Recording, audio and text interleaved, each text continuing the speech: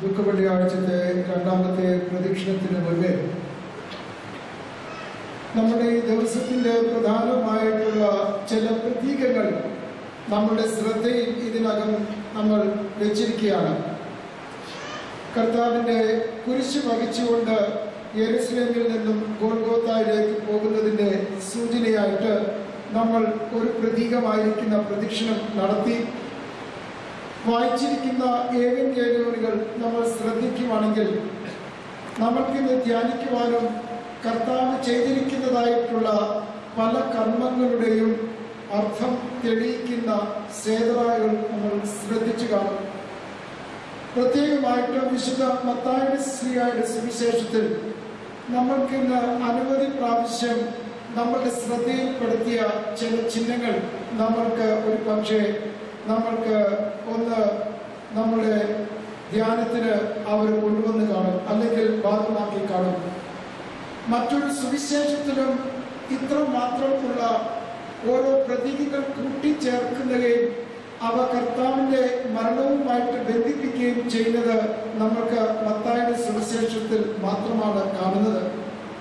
നമുക്ക് അവിടെ കാണുവാൻ സാധിക്കുന്നത് മത്തായിയുടെ സുവിശേഷം 27-ാം അധ്യായത്തിന്റെ 51 തൊട്ടുള്ള വാക്യങ്ങളിൽ ദേവാലയത്തിന്റെ തിരശ്ശീല മേല് തൊട്ട് അടിവരെ കീറുകയും അവിടെ ഉണ്ടായിരുന്നതായിട്ടുള്ള ഭൂകമ്പം അനുഭവിക്കുകയും പാറകൾ പിളർക്കുകയും ഭൂമിയിൽ അന്ധകാരം കൊണ്ട് നിറയുകയും മരിച്ചവർ അല്ലെങ്കിൽ കബറുകൾ തുറന്ന് വിശുദ്ധന്മാരുടെ ആത്മാക്കൾ കർത്താവിന്റെ പുനരുത്ഥാനത്തിന്റെ ശേഷം യെരുശലേം പട്ടണത്തിൽ പലർക്കും പ്രത്യക്ഷമാകുകയും ചെയ്യുന്നതായിട്ട് മത്തായി ശ്ലീഹ രേഖപ്പെടുത്തുന്നുണ്ട്. ഇവയെല്ലാം നമ്മൾ ശ്രദ്ധിക്കുമ്പോൾ അവ ഒരു പ്രത്യേകമായിട്ടുള്ള ഉദ്ദേശത്തിലാണ് വിശുദ്ധ മത്തായി ശ്ലീഹ അവരെ എല്ലാം ഒരുമിച്ച് കൊണ്ടുവന്ന് നമ്മളുടെ ശ്രദ്ധയിൽപ്പെടുത്തുന്നത്. ഒരു യഹൂദനെ സംബന്ധിച്ചിടത്തോളം ഇത്രമാത്രം സംഭവങ്ങൾ കർത്താവിന്റെ മരണവുമായിട്ട് മാത്രമല്ല ഒരു യുഗം അവസാനിക്കുന്നതിന്റെ പ്രത്യേക സൂചനകളായിട്ട് നമ്മൾ കാണുകയാണ്. അങ്ങനെ യഹൂദന്മാരുടെ വിശ്വാസം അനുസരിച്ച് കർത്താവിന്റെ കുരിശു മരണം ചരിത്രത്തിന്റെ ഒരു പ്രത്യേക ഘട്ടം അവസാനിപ്പിക്കുകയും കർത്താവിന്റെ പുനരുദ്ധാനം തൊട്ട് ഒരു പുതിയ അനുഭവം മനുഷ്യ മക്കൾക്ക് നൽകുകയും ചെയ്യുന്ന സൂചനയാണ് വിശുദ്ധ മത്തായി ശ്ലീഹ നമ്മൾക്ക് നൽകിയിരിക്കുന്നത്. ഇത്രമാത്രം സംഭവങ്ങൾ ഒരുമിച്ച് വരുമ്പോൾ നമ്മൾ സാധാരണയായിട്ട് ഒരു യുഗത്തിന്റെ വ്യത്യാസം നമ്മൾ സാധാരണ ശ്രദ്ധിക്കാറില്ല. ഒരു പക്ഷേ അതുപോലെ തന്നെ ആയിരിക്കണം നമ്മുടെ ചുറ്റും പ്രതീകങ്ങൾ കൊണ്ട് ഇന്ന് നിറഞ്ഞിരിക്കുന്ന സന്ദർഭത്തിൽ നമ്മുടെ ഇന്നത്തെ പ്രധാനമായിട്ടുള്ള ചിഹ്നമായിരിക്കുന്ന കുരിശിന്റെ പ്രസക്തിയും നമ്മൾക്ക് വേണ്ട തരത്തിൽ നമ്മുടെ ജീവിതത്തിൽ ശ്രദ്ധിക്കുവാൻ സാധിക്കാതെ പോകുന്നത്. ക്രിസ്ത്യാനികളായിരിക്കുന്ന നമ്മൾക്കേവർക്കും കുരിശെന്ന് പറഞ്ഞിരിക്കുന്നത് സർവ്വസാധാരണയായി തീർന്നിരിക്കുകയാണ്. ഓർത്തഡോക്സുകാരായിരിക്കുന്ന നമ്മൾക്ക് പ്രാർത്ഥനയിൽ കുരിശ് വരയ്ക്കുക, പള്ളിയിലേക്ക് പ്രവേശിക്കുമ്പോൾ കുരിശ് വരയ്ക്കുക, കുരിശടികൾ കാണുമ്പോൾ കുരിശ് വരയ്ക്കുക, അങ്ങനെ ജീവിതത്തിൽ എല്ലാം പ്രധാനമായിട്ട് നമ്മൾ ഒരു കുരിശ് നമ്മുടെ ജീവിതവുമായിട്ട് ബന്ധപ്പെടുത്തുന്നുണ്ട്. എന്നാൽ ഏതൊരു പ്രതീകവും എത്രമാത്രം നമ്മുടെ ജീവിതത്തിൽ അവയെ സ്വീകരിക്കുന്നു, ഉൾക്കൊള്ളുന്നു, അത് നമ്മുടെ ജീവിതത്തെ വ്യത്യാസപ്പെടുത്തുവാൻ എത്രമാത്രം അനുവദിക്കുന്നു, അത്രമാത്രമേ ഉള്ളൂ ആ പ്രതീകത്തിന്റെ പ്രസക്തി എന്ന് നമുക്ക് പ്രത്യേകമായിട്ട് കരുതേണ്ടിയിരിക്കുന്നു. അതുകൊണ്ട് തന്നെ നമ്മളോട് ഇന്ന് ചോദിക്കേണ്ട ചോദ്യമാണ്, എന്തുമാണ് കുരിശ് എനിക്ക് വേണ്ടി ചെയ്തിരിക്കുന്നത്? അല്ലെങ്കിൽ എന്റെ ജീവിതത്തെ സംബന്ധിച്ചിടത്തോളം കുരിശ് എന്തുവാണ്? What is the cross to me എന്നുള്ള ചോദ്യം. What is the cross to me? ആ ഒരു പ്രധാനമായിട്ടുള്ള ചിന്തമാണ് നമ്മൾക്ക് ഇന്ന് ധ്യാനമായിട്ട് കരുതേണ്ടത്.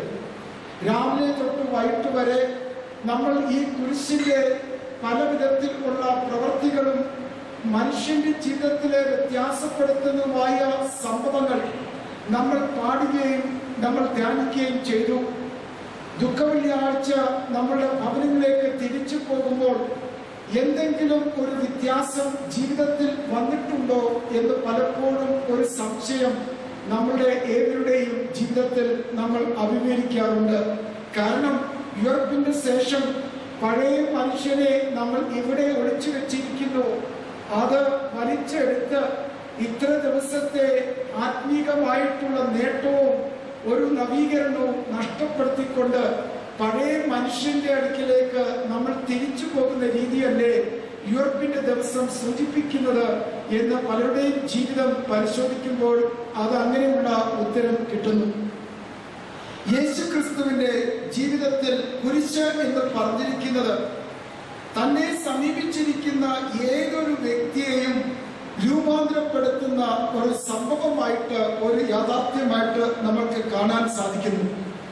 തന്നെ സ്പർശിച്ചിരിക്കുന്നതായിട്ടുള്ള സകലത്തെയും, എല്ലാ പദാർത്ഥങ്ങളെയും കർത്താവ് വ്യത്യാസപ്പെടുത്തുന്നുണ്ടെങ്കിൽ കുരിശും ആ തരത്തിൽ ഒരു വലിയ വ്യത്യാസം മനുഷ്യരുടെ ചരിത്രത്തിലും സമൂഹത്തിന്റെ ഗതിയിലും വരുത്തിക്കഴിഞ്ഞു എന്ന് കാണാൻ സാധിക്കും. തിന്മയുടെ, നിരാശയുടെ, പരാജയത്തിന്റെ ഒക്കെ ചിഹ്നമായിരിക്കുന്ന കുരിശ് ഏറ്റവും നീചമായ ഒരു മരണത്തിന്റെ ഒരു നിമിത്തവും ആയിരിക്കുന്ന കുരിശിലെ കർത്താവിന്റെ സ്പർശനത്താൽ അത് വിജയത്തിന്റെയും പ്രത്യാശയുടെയും ഒക്കെ ചിഹ്നമായിട്ട് മനുഷ്യർക്ക് ജീവനും പ്രതീക്ഷയും നൽകുവാൻ തക്കവണ്ണം കുരിശിലെ കർത്താവായ യേശു മശിഹ രൂപാന്തരപ്പെടുത്തി. ആ കുരിശിന്റെ ശക്തിയാണ് ഇന്ന് ലോകം എമ്പാടും നമ്മൾക്ക് കാണുവാൻ സാധിക്കുന്നത്. ക്രിസ്തു മതത്തിൻ്റെതായിട്ടുള്ള സർവസർവമായിരിക്കുന്ന ചിഹ്നമായിരിക്കുന്ന ഈ കുരിശ് നമ്മൾക്ക് വിജയത്തിന്റെയും പ്രത്യാശയുടെയും നിരാശയിൽ നിന്നും നമ്മളെ കയറ്റുന്നതായിട്ടുള്ള ഒരു മാർഗവുമായിട്ട് നമ്മൾക്ക് ഇന്നലെ കാണുന്നുണ്ടെങ്കിൽ കർത്താവായ യേശു മശിഹ കാൽവരിയിൽ നമ്മൾക്ക് വേണ്ടി കൈയെ പരത്തിയിരിക്കുന്ന ഈ വലിയ വിജയത്തിന്റെ രൂപാന്തരത്തിന്റെ ഒരു അടയാളം കൊണ്ടാണ്. അതുകൊണ്ട് യേശു ക്രിസ്തുവിൽ കർത്താവ് ദൈവം പ്രവർത്തിച്ചിരിക്കുന്നതായിട്ടുള്ള ആ വലിയ അത്ഭുതത്തിന്റെ ചിഹ്നമായിട്ട് നമ്മൾ ഇന്ന് ഈ കുരിശിനെ ആഘോഷിക്കുകയും നമ്പുകയും ചെയ്യുന്നത് നമ്മളുടെ ഒരു പ്രത്യേകതയാണല്ലോ. അതുകൊണ്ട് തന്നെ പരിശുദ്ധനായ പൗലോസ്ലീഹ റോമർക്കെഴുതിയ ലേഖനത്തിന്റെ 1-ാം അധ്യായത്തിന്റെ 16-ാം വാക്യത്തിൽ ഒരു അല്പം ഒന്ന് വ്യത്യാസപ്പെടുത്തിക്കൊണ്ട് ഞാൻ ഇവിടെ അവതരിപ്പിച്ചു കൊള്ളട്ടെ. അവിടെ പരിശുദ്ധനായ പൗലോസ്ലീഹ സുവിശേഷത്തെ കുറിച്ച് ഈ വാക്യം ഉദ്ധരിക്കുന്നുണ്ടെങ്കിൽ അല്ലെങ്കിൽ ഉപയോഗിക്കുന്നുണ്ടെങ്കിൽ നമ്മുടെ ഇന്നത്തെ ധ്യാനത്തിന് വേണ്ടി സുവിശേഷത്തിന് പകരം കുരിശെന്ന വാക്ക് പകരം കൊടുക്കുവാണെങ്കിൽ അത് വളരെ അർത്ഥവത്തായി തീരും. കാരണം അവിടെ പരിശുദ്ധനായ പൗലോസ്ലീഹ രേഖപ്പെടുത്തുന്നത് കുരിശിന് എനിക്ക് ലജ്ജയില്ല, വിശ്വസിക്കുന്നവന് ഏവനും ആദ്യം യഹൂദനും പിന്നെ യവനനും രക്ഷയ്ക്കുള്ള ദൈവത്തിന്റെ ശക്തിയാണ് ഇത് എന്ന് അവിടെ പ്രസ്താവിക്കുന്നു. അതുകൊണ്ട് ഒരു വ്യക്തിയുടെ ജീവിതത്തിൽ ഈ കുരിശിനെ മറക്കാൻ ആവാതെ കൈവിട്ടു മാറ്റാൻ പറ്റാത്ത തരത്തിൽ ഒരു പുതിയ അനുഭവത്തിന്റെ ഒരു കവാടം തുറക്കുന്ന ഒരു ചിഹ്നമായിട്ട് നമ്മൾക്ക് ഇന്ന് ആക്കി തീർക്കണം എന്ന് പ്രത്യേകമായിട്ട് ഇന്നത്തെ ശുശ്രൂഷകൾ നമ്മളെ ആഹ്വാനം ചെയ്യുകയാണ്. എന്തുവാണ് കുരിശ് എനിക്ക്? What is the cross to me? എനിക്ക് 3 തരത്തിൽ അതിന് ഒരു ഉത്തരം കൊടുക്കണം എന്ന് ഉദ്ദേശിക്കുകയാണ്. പലപ്പോഴും നമ്മളുടെ ചുറ്റും ഉള്ള ഓരോ ചിഹ്നങ്ങൾക്ക് നമ്മൾ ഓരോ അർത്ഥം കൊടുത്ത് ജീവിതത്തെ വ്യത്യസ്തമായ പലവിധ വഴികളിലേക്കും നമ്മൾ തിരിച്ചുവിടുന്നു. അതുകൊണ്ട് ഇന്ന് നമ്മളുടെ ജീവിതത്തിന് മുൻപാകെ, നമ്മളുടെ ദൃഷ്ടിക്ക് മുൻപാകെ നാട്ടിയിരിക്കുന്ന കുരിശിന്റെ പ്രസക്തി, അതിന്റെ ചിഹ്നം നമ്മൾക്ക് ചിന്തിക്കുവാനായിട്ട് ഈ 3 ആശയങ്ങൾ നമ്മൾക്ക് ചിന്തയ്ക്ക് വേണ്ടി സമർപ്പിക്കുകയാണ്. കാൻറ്റർബറിയിലെ മുൻ ആർച്ച് ബിഷപ്പായിരുന്ന വില്യം റാംസി ഒരിക്കൽ അഭിപ്രായപ്പെട്ടു, Christianity is the greatest revolution because it preaches a revolution in the hearts of people. Christianity is the greatest revolution because it preaches a revolution in the hearts of people. ലോകം കണ്ടിട്ടുള്ള ഏറ്റവും വലിയ വിപ്ലവം ക്രിസ്തുമതമാണ്. കാരണം മനുഷ്യരുടെ ഹൃദയങ്ങളിലാണ് ഈ വിപ്ലവം അനുഭവപ്പെടുവാനായിട്ട് അത് പ്രവർത്തിക്കുന്നത്.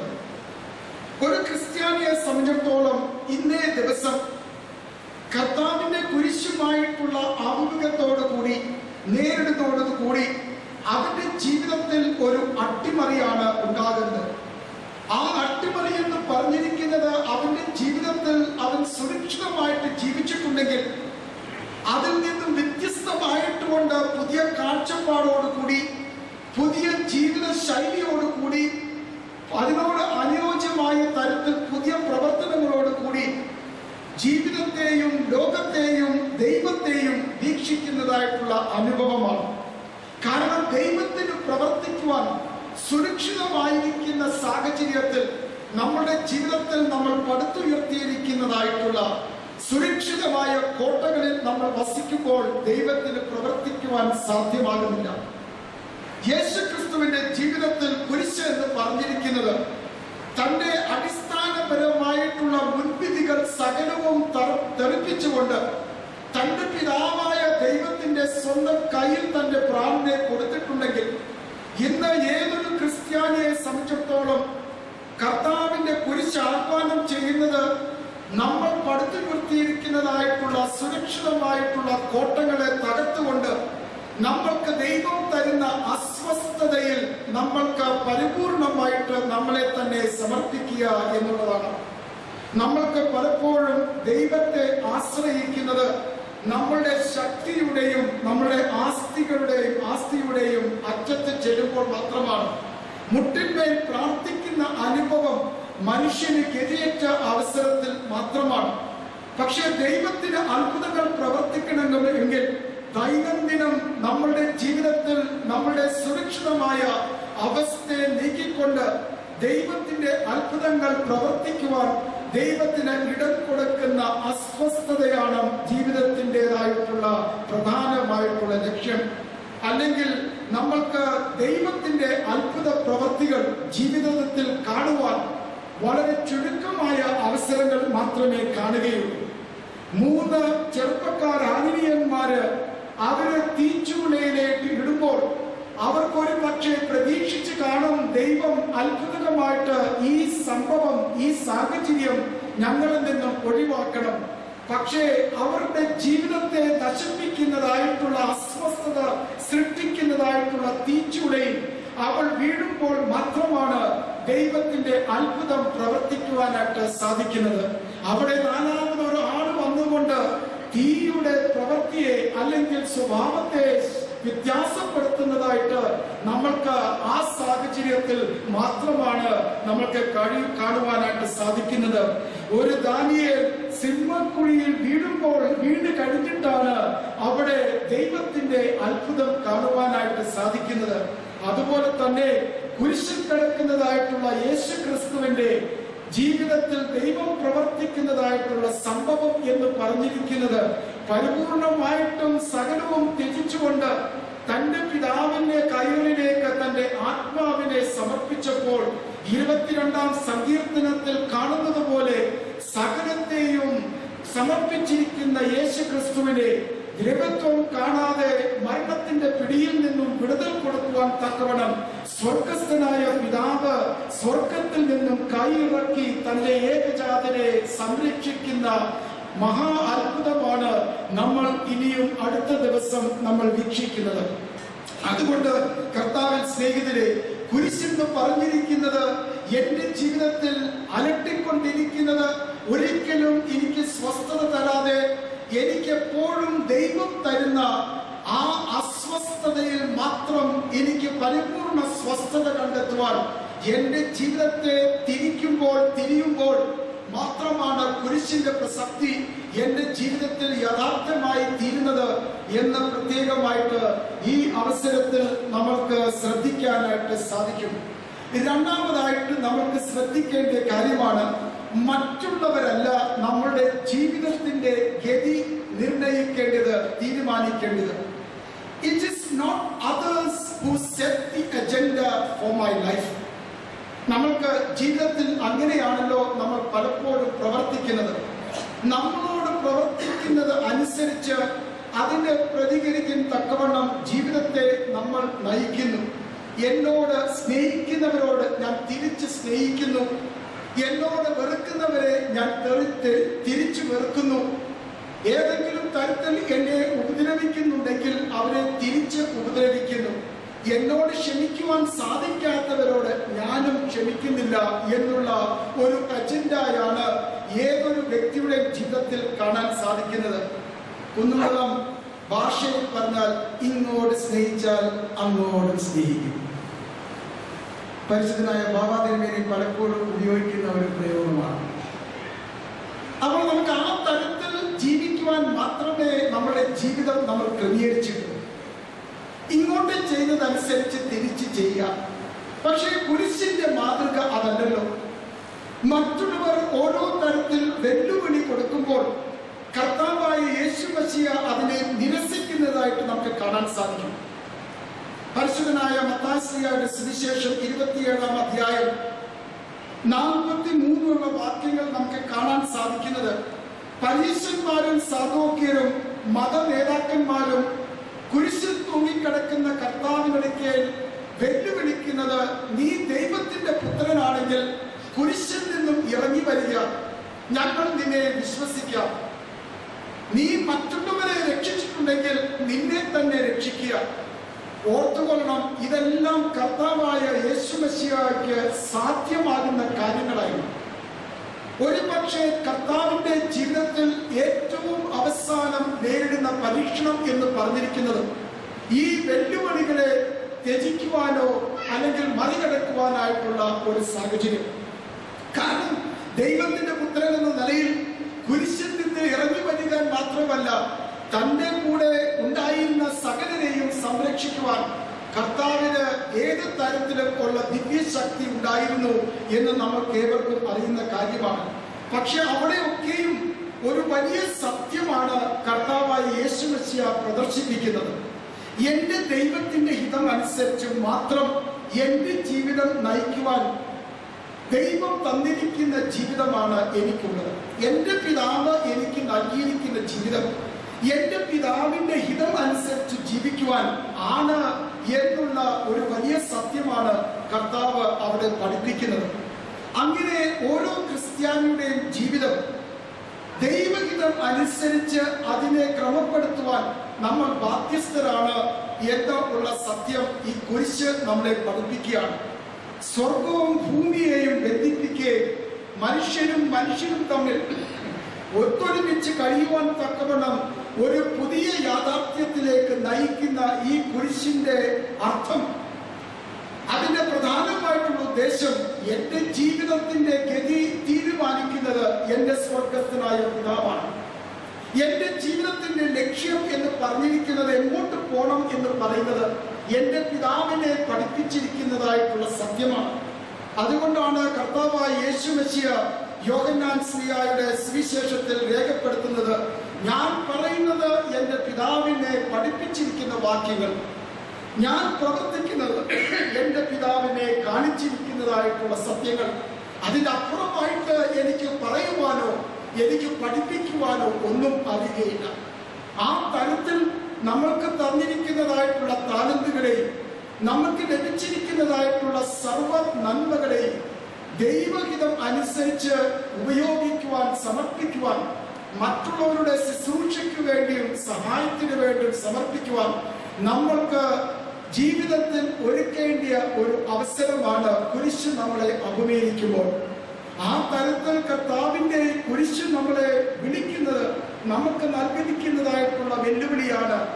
മറ്റുള്ളവരാണോ നമ്മുടെ ജീവിതത്തെ നിയന്ത്രിക്കുകയും ക്രമപ്പെടുത്തുകയും ചെയ്യുന്നത്, അതോ നമ്മളുടെ ജീവൻ നമ്മൾ തന്നെയാണോ നിയന്ത്രിക്കുകയും അതിന്റെ തീരുമാനം എടുക്കുകയും അതിന്റെ ഗതി നിശ്ചയിക്കുകയും ചെയ്യുന്നത്? യേശു ക്രിസ്തുവിന്റെ ജീവിതത്തിൽ ആ തരത്തിൽ തനിക്ക് കുരിശിൽ കിടക്കുമ്പോൾ അവസാനമായിട്ട് നേരിടുന്ന ഒരു സാഹചര്യം ഒരു പരീക്ഷണമാണ്.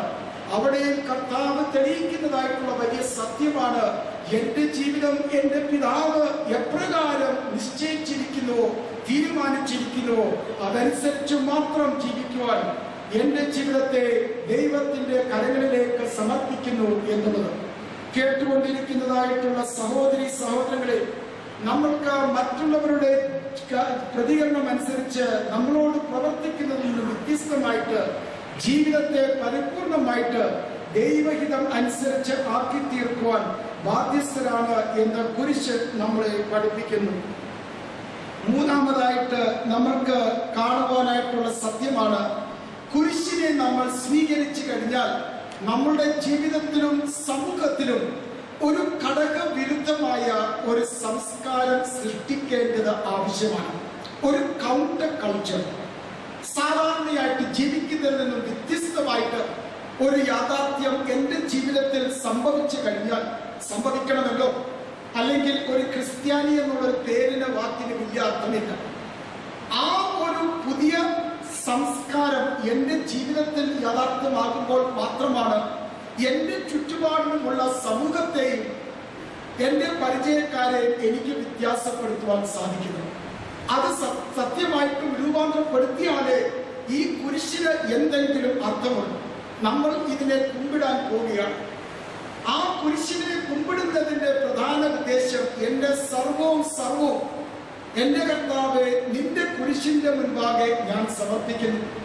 പരിശുദ്ധനായ പൗലോസ് ശ്ലീഹാ ഗലാത്യർക്ക് എഴുതിയ ലേഖനത്തിൽ പറയുന്നത് പോലെ, എൻ്റെ ജീവിതത്തിലെ സകല നേട്ടങ്ങളും സകല കാര്യങ്ങളും ആ കുരിശിന്റെ സ്നേഹത്തിന്റെ മുൻപാകെ ചവറായിട്ട് മാത്രം കാണുവാൻ എൻ്റെ കർത്താവ് എന്നെ പഠിപ്പിച്ചിരിക്കുന്നു എന്ന് പറയുന്നത് പോലെ, ഓരോരുത്തരുടെയും ജീവിതത്തിൽ അവന്റെ ജീവിതത്തിൽ ഒരു ഘടകവിരുദ്ധമായ സംസ്കാരം അവന്റെ ജീവിതത്തിൽ ഉണ്ടാകുമ്പോൾ മാത്രമാണ് ഒരു ക്രിസ്ത്യാനിക്ക് ക്രിസ്ത്യാനിയെ പോലെ ജീവിക്കുവാനായിട്ട് സാധിക്കുന്നത്. അവന്റെ സുരക്ഷിതമായ കോട്ടയിൽ ഇരുന്നുകൊണ്ട് മറ്റുള്ളവരെ കണ്ണുനീര് വാർക്കുമ്പോൾ, കഷ്ടപ്പാടുകളും പ്രയാസങ്ങളും അനുഭവിക്കുമ്പോൾ ആ സുരക്ഷിതമായ കോട്ടയിൽ സുഖമായിട്ട് കഴിയുന്ന ക്രിസ്ത്യാനികളാണെങ്കിൽ ക്രിസ്തുവിന്റെ കുരിശിനെ നമ്മൾ അഭിമുഖീകരിച്ചിട്ടില്ല. നമ്മളുടെ സഹോദരി സഹോദരങ്ങളും പ്രയാസങ്ങളും ബുദ്ധിമുട്ടുകളും അനുഭവിച്ചിട്ടുണ്ടെങ്കിൽ അവിടെ കണ്ണടച്ചുകൊണ്ട് എനിക്കും എൻ്റെ കുടുംബത്തിനും മാത്രം സന്തോഷമായിട്ട് കഴിഞ്ഞാൽ മതി എന്ന് ചിന്തിക്കുവാണെങ്കിൽ കുരിശിന്റെ യാഥാർത്ഥ്യം നമ്മുടെ ജീവിതത്തിൽ കടന്നു വന്നിട്ടില്ല. അതുകൊണ്ട് ആ സ്വാതന്ത്ര്യത്തിന്റെയും ആ ഒരു പുതിയ അനുഭവത്തിന്റെയും ഒരു വെല്ലുവിളിയാണ് നമ്മളുടെ ഏവരുടെയും ജീവിതത്തിൽ ഉണ്ടാകുന്നത്. കർത്താവിന്റെ ആ കുരിശിനെ അനുഭവിച്ചിരിക്കുന്നതായിട്ടുള്ള ശിഷ്യന്മാരെ സംബന്ധിച്ചിടത്തോളം ശരീരത്തിന്റെ മുൻപാകെ അവരെ വിസ്തരിക്കുമ്പോഴത്തേക്ക് അവർ പറയുന്നത്, സംസ്കാരമില്ലാത്ത വിദ്യാഭ്യാസമില്ലാത്തവർ ഇവരെ ലോകത്തെ അട്ടിമറിക്കുന്നു എന്ന് അവരെ കുറിച്ച് വിശേഷിപ്പിക്കുന്നു. 12 പേര് മാത്രം ഒതുങ്ങുന്നതായിട്ടുള്ള ഒരു ചെറിയ സമൂഹം ലോകത്തെ അട്ടിമറിക്കുവാനായിട്ട് സാധിച്ചിട്ടുണ്ടെങ്കിൽ, ചുങ്കം എന്ന് പറഞ്ഞിരിക്കുന്ന ചെറിയ സ്ഥലത്ത്, കോട്ടയം എന്ന് പറഞ്ഞിരിക്കുന്നതായിട്ടുള്ള ഈ പട്ടണത്തിൽ എന്തുകൊണ്ട് ക്രിസ്തു മതത്തിന് ഒരു അട്ടിമറിക്ക് സാധ്യത ഇതുവരെ കൈവരുത്തുവാൻ സാധിച്ചിട്ടില്ല? ഒരു സമയത്ത് ക്രിസ്തു മതത്തിൻ്റെതായുള്ള ശക്തി എന്ന് പറഞ്ഞിരിക്കുന്നത് ഇവിടുത്തെ ഓരോ മതസ്ഥിതിയും സാമൂഹികമായിട്ടുള്ള വ്യവസ്ഥിതികളെയും അട്ടിമറിക്കുവാൻ തക്കവണ്ണം ക്രിസ്തു മതം ഈ സമൂഹത്തിന്റെ നേതാക്കളായി തീർന്നിട്ടുണ്ടെങ്കിൽ ഇന്ന് ക്രിസ്ത്യാനികളായിരിക്കുന്ന നമ്മൾക്ക് ഓരോരുത്തർക്കും ക്രിസ്തു മതത്തിനും പൊതുവെ ആ തരത്തിൽ ഒരു പ്രസക്തമില്ലാത്തതായിട്ടുള്ള അനുഭവമാക്കി നമ്മളുടെ ജീവിതവും നമ്മളുടെ സമൂഹവും ക്രിസ്തു മതത്തെ ആക്കി തീർത്തിരിക്കുകയാണ് എന്നുള്ള വസ്തുത ഈ അവസരത്തിൽ മറന്നുപോകരുത്. അങ്ങനെ ഓരോ തരത്തിൽ നമുക്ക് അന്ധവിശ്വാസത്തിലും അടിമത്വത്തിലും കഴിയുന്നതായിട്ടുള്ള സാഹചര്യത്തിൽ നിന്നും ഈ കുരിശിന്റെ അനുഭവം നമ്മൾക്ക് പുതിയ കാഴ്ചപ്പാടും പുതിയ അനുഭവം തരുമ്പോൾ മാത്രമാണ് വിടുതലിന്റെയും പ്രത്യാശയുടെയും പ്രതീക്ഷയുടെയും മാർഗമായിട്ട് ഈ കുരിശ് നമ്മുടെ ജീവിതത്തിലും നമ്മുടെ സമൂഹത്തിലും അത് യാഥാർത്ഥ്യമായി തീരുവാൻ സാധിക്കുന്നത്. വാഷിംഗ്ടൺ DC-യുടെ സ്റ്റെപ്സിന്റെ അവിടെ നിന്നുകൊണ്ട് കറുത്ത വർഗക്കാരുടെ നേതാവായിരിക്കുന്ന മാർട്ടിൻ ലൂതർ കിങ് അദ്ദേഹത്തിന്റെ ചരിത്ര പ്രസിദ്ധമായിരിക്കുന്നതായിട്ടുള്ള പ്രസംഗം ഐ ഹാവ് എ ഡ്രീം എന്ന് പറഞ്ഞിരിക്കുന്ന പ്രസംഗത്തിന്റെ അന്ത്യത്തിൽ അദ്ദേഹം ആ കുരിശിന്റെ അനുഭവമായിരിക്കണം അദ്ദേഹം എടുത്തു പറഞ്ഞിരിക്കുന്നത്. Free at last, free at last, thank God almighty, I am free at last. ആ തരത്തിലുള്ള ഒരു വിജയത്തിന്റെ മുഴക്കം നമ്മുടെ ജീവിതത്തിന്റെ അനുഭവത്തിൽ നിന്നും അടിത്തട്ടിൽ നിന്നും നമ്മൾക്ക് വിളിച്ചു പറയുവാൻ സാധിക്കുവാണെങ്കിൽ മാത്രമാണ് കുരിശിന്റെ അനുഭവം, കുരിശിനെ നമ്പുന്നതായിട്ടുള്ള നാം ഏവരുടെയും ജീവിതവും, കുരിശിന്റെ മുൻപാകെ തലകളെ വണക്കുന്ന നമ്മൾ ഏവരുടെയും ജീവിതത്തിൽ കുരിശിന്റെ യാഥാർത്ഥ്യമായി തീരുകയുള്ളൂ. ഇന്ന് ഈ അവസരത്തിൽ പ്രത്യേകമായിട്ട് അടിവരയിട്ട് സൂചിപ്പിച്ചു കൊള്ളട്ടെ, കുരിശ് നമ്മൾക്ക് ഇന്നത്തേക്ക് വേണ്ടി മാത്രമല്ല നമ്മുടെ ജീവിതത്തിന്റെ എല്ലാ ദിവസത്തിലും ശക്തിയും പ്രതീക്ഷയും വിജയത്തിന്റെ ചിഹ്നവുമായി തീരുവാൻ തക്കവണ്ണം ദൈവത്തിന്റെ ഏകജാതൻ നമ്മൾക്ക് ഇടയാകട്ടെ എന്ന് പ്രത്യേകമായിട്ട് പ്രാർത്ഥിച്ചുകൊണ്ട് എന്റെ വാക്കുകളെ ഇവിടെ ഉപസംഹരിക്കുന്നു.